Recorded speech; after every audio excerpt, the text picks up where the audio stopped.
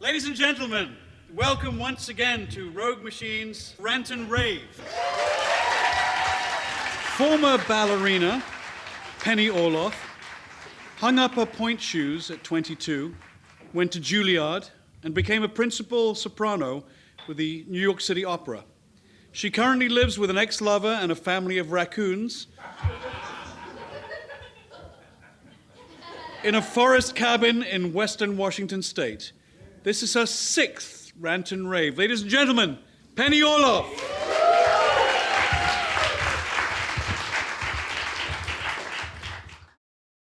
Antibiotics were born about the same time I was.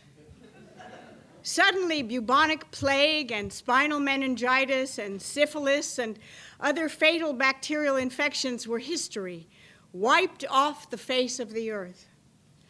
All these decades later, the resistant little progeny of that tiny percentage of the bugs that antibiotics couldn't kill are still here, refined through the determination of their exterminators to an unfathomable degree of resilience and badassery, and armed, so to speak, to the teeth.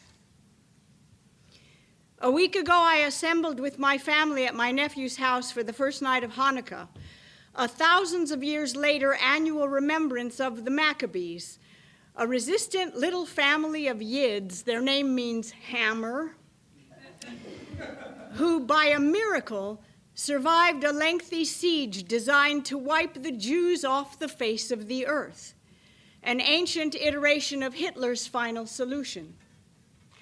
Most Jewish holidays are exactly the same.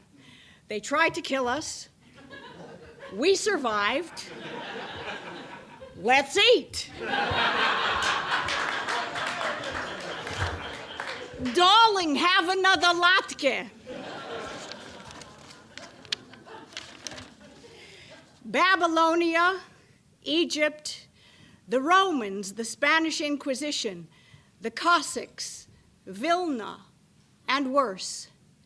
And all these centuries later, the resistant little progeny of that tiny percentage of Jews that even Hitler couldn't kill are still here, refined through the determination of their exterminators to an unfathomable level of resilience and badassery, and armed to the teeth.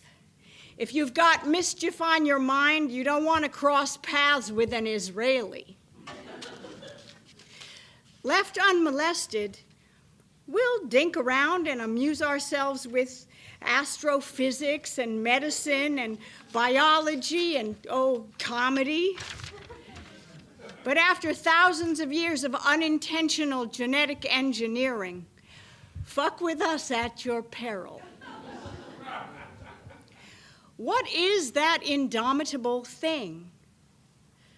What is that resilient stuff my family is apparently made of that stuck around to remember the Maccabee brothers and lit the menorah and recited the Kaddish for our dead and then sat for hours scarfing latkes? With so many of our ancestors cut down by so many enemies, or by the diabetes and heart disease that plague such an inbred little tribe, how did we survive? My mother was an only child. Her mother got off the boat at Ellis Island with her little tribe of siblings and parents and grandparents, the battered and scarred sole survivors, the last remnant of a final pogrom that took out the rest of the shtetl. For all our PTSD and hypervigilance and mishigas, what is it with my family? Why us? How are we the ones still standing? She was a lonely little girl in Toledo, Ohio, my mom, until the age of 5 when she met Eleanor on the first day of kindergarten. At last, little Ruetta Zimmerman had a sister. Eleanor and Ruetta were inseparable for 3.5 years. When they were in 3rd grade, Eleanor's family moved away. My mom was heartbroken. She carried the grief of that loss for years. 8 months after my mother married my father, In the summer of 1947, 2 months before my older sister Tammy was born, he took her to a boxing match. Dad greeted Bernie Lubin, another middle-aged Jew with a much younger, very pregnant wife. Eleanor Lubin took one look at my mom and screamed, "Ruetta!" For the next 56 years, the girls were inseparable.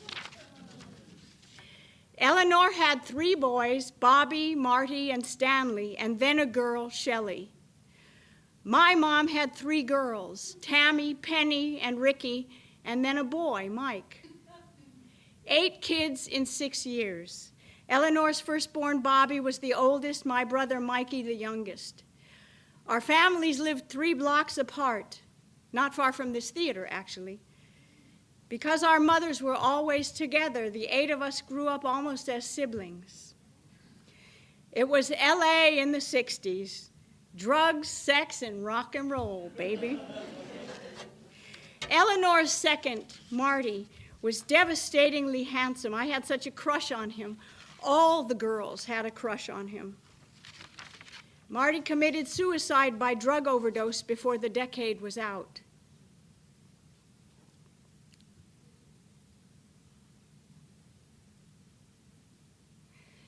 A year later, while we were all still reeling from that loss, Eleanor's youngest, her daughter Shelley, my sister Ricky's best friend, came home stoned one night, went to sleep, and stayed there in a coma for 3 months.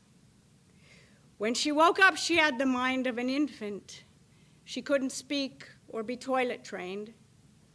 Eleanor took care of her in the family house for the rest of her life. Eleanor's much older husband, Bernie, died of a heart attack at the age of 63, leaving Eleanor to cope with Shelley. She had help. Her oldest, Bobby, by now a millionaire clothing manufacturer, and Stanley, my age, were there every single day. Stanley never did find work, but his mother and brother supported him in style. Stanley had a heart of gold. He was cheerful and funny. Wherever he was, there was sunlight.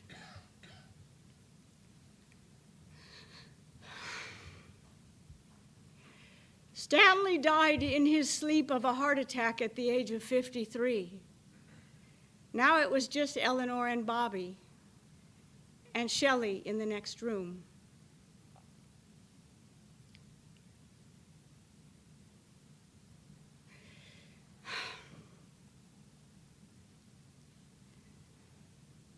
"13 years ago, Bobby was murdered in his palatial Hollywood Hills home. They never found the killers. Eleanor hung on another year, her stage 4 cancer feasting away at her while she struggled to survive, unwilling to surrender because her death would mean Shelley finally would be put away. But ultimately, the cancer won. We buried them one at a time.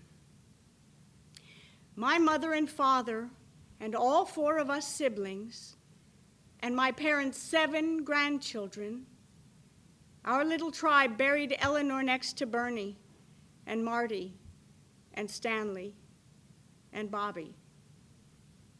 There are no children or grandchildren to say Kaddish for them. The end of that family, just gone. The famous Jewish guilt is survivor guilt. All 8 of us kids came up in the same Los Angeles. We went to the same schools, we took the same drugs, crashed our cars, and hitchhiked and courted the same dangers. Now, well into our 60s, my siblings and I remain in robust health and vigor. My parents' 7 grandchildren are all healthy and successful. There are 3 great-grandchildren. Every July, we all gather and say Kaddish for my parents on the anniversary of their deaths. 3,000 years ago, there were 10 million Jews in the world. Today, There are 14 million Jews in the whole world. Not many survive. That any of us have survived at all is a miracle. Jewish guilt is survivor guilt. And we who survive, we atone. Our penance is memory. We are here to tell the tale, to remember all of it, everything, every year. They tried to kill us. We survived. Let's eat. For those of my race who have forgotten, I remember the 4 Maccabee brothers. I remember the slaughtered back in Babylonia, in Egypt, slaughtered by Greeks, by Romans. I remember my ancestors tortured in Spain, the pogroms, Vilna, the camps, 1967, the stabbings last week and yesterday. Mom, Dad, Eleanor and Bernie, I remember you all.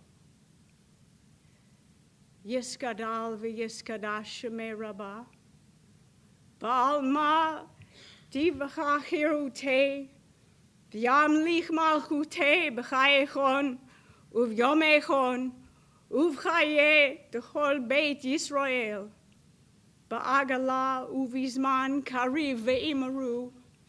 Amen.